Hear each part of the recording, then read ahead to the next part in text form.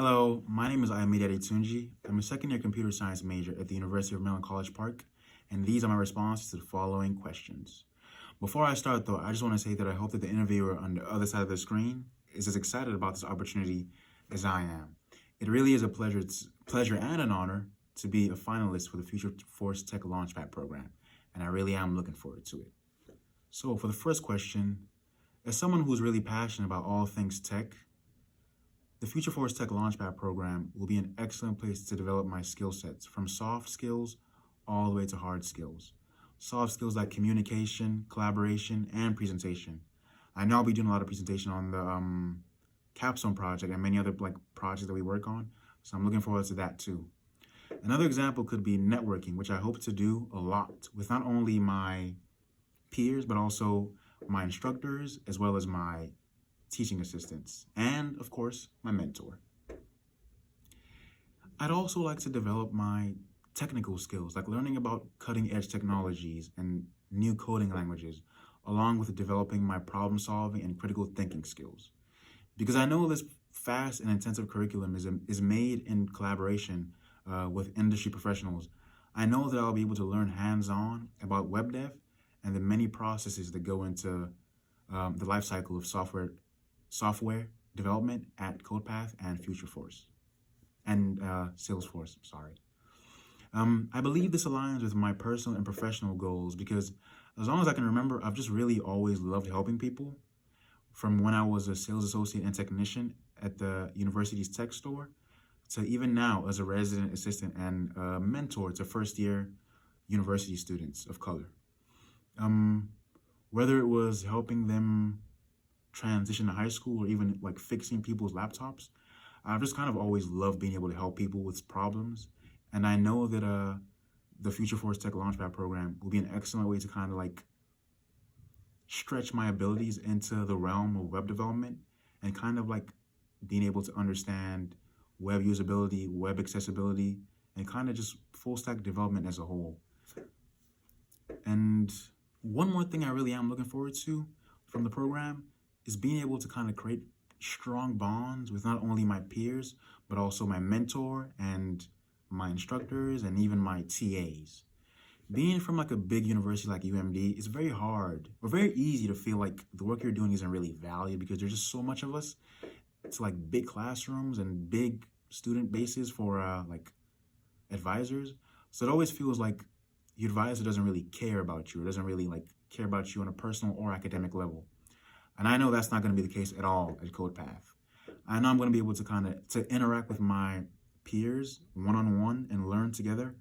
And I'm also going to be able to develop together with them. I'm going to be able to learn about them. And it's also like really cool to kind of like meet people from different states all around America. It's actually like a crazy thought, even just thinking about it right now. So I really am looking forward to that too.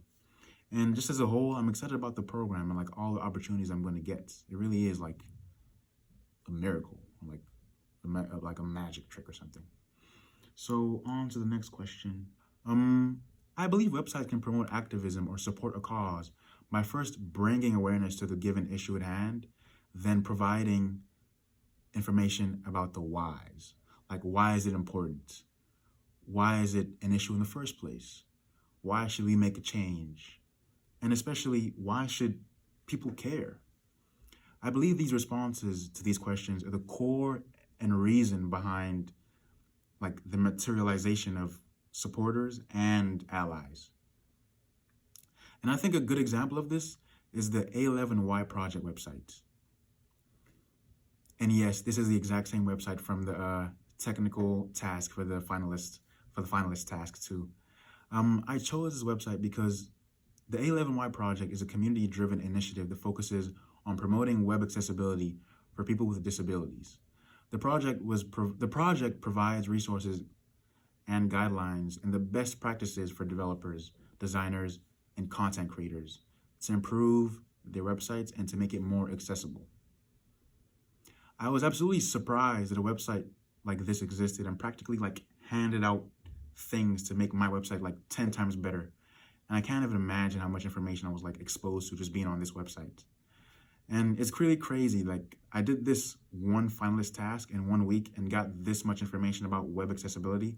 And I really can't imagine the amount of information I'm going to get from like a 10-week program that kind of like just gives me everything I need to know about web accessibility and like user experience design and user-centered like research. It's kind of like surprising.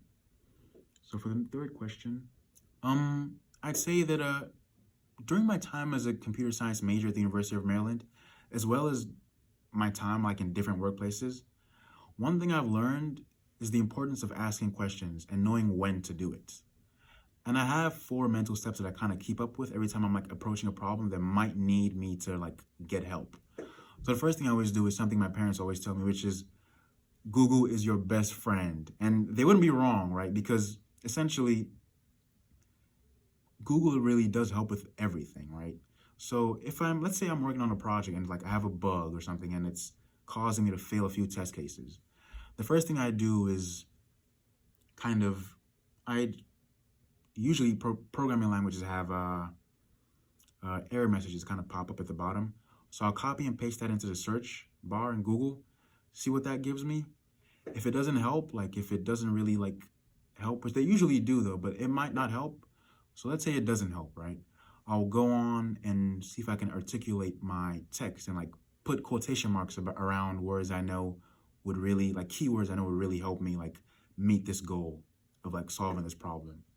If that also doesn't work, this will be an appropriate time to kind of meet with my group members.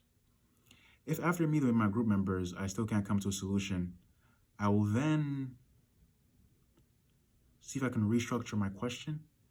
If restructuring my question doesn't really help, I will then refer to my teaching assistants where I know that they'll rather be able to help. And if they can't help, I'll go to my professor.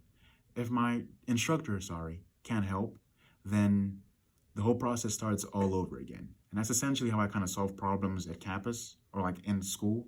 For the most part, the problem usually gets solved though in between like finding the problem and like asking my peers. So that's usually like standard.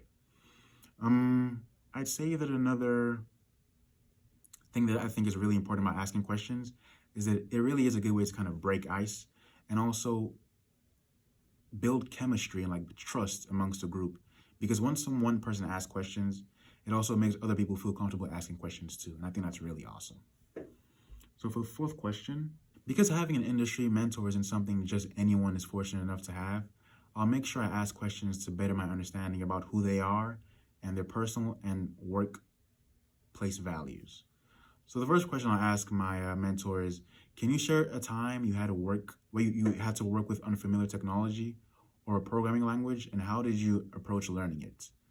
Because as someone who understands that since technology is ever changing and software engineers are always like constantly learning new skills, I like to get an insight on how to kind of like approach this. Because I know that if I'm working at the Future Force Tech Launchpad program this summer, I'm going to be working with like a lot of like new advancements in technology and like new languages. So to kind of like stay up and stay ahead, I'll need the tips and tricks that this mentor, this professional like advises me on to kind of like make sure I'm dwelling in all those factors and things like that. So another thing that I'd probably ask is how do you and your team approach designing user interfaces that are intuitive and accessible for all users, including those with disabilities? Because Salesforce is a CRM and their customers are a top priority, it's imperative that they design their software accessibly. I like to learn about the hows and the whys of the design process from someone who knows it best. I believe the responses will help understand the reasoning behind Salesforce's values and how they execute their web accessibility features. The third of many questions I definitely will be asking my mentor is, what are some ways you collaborate with your team members, and what type of tricks would you have in like working with teams of diverse groups?